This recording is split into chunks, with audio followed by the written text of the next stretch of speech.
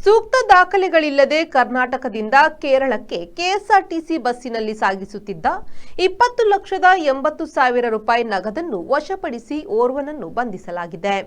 ದಕ್ಷಿಣ ಕನ್ನಡ ಜಿಲ್ಲೆಯ ಜಯಶೀಲ ಪುಟ್ಟಣ್ಣ ಶೆಟ್ಟಿ ಎಂಬ ವ್ಯಕ್ತಿ ಬಂಧಿತ ಆರೋಪಿ ಎಂದು ಹೆಸರಿಸಲಾಗಿದೆ.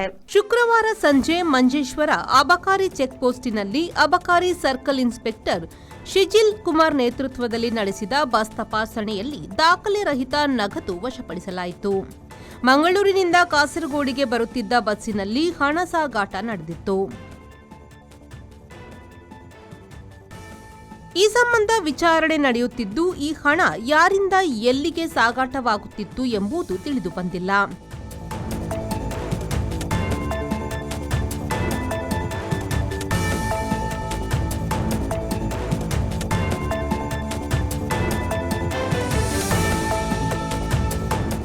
Rahman Udyavara V4 news Manjeshwar. The Ocean Pearl Inn. Welcome to hospitality. Another landmark from the Ocean Pearl Group. Ideally located and well-equipped hospitality destination in the heart of the Mangaluru city.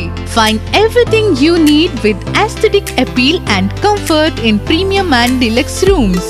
Asian House is the city's first fine dine pan-Asian restaurant featuring Chinese, Thai, Japanese and Indian cuisine.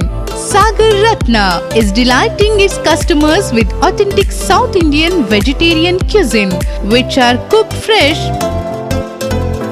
Experience a world-class hospitality. The Ocean Pearl Inn, Vijay Kapikad, Mangaluru.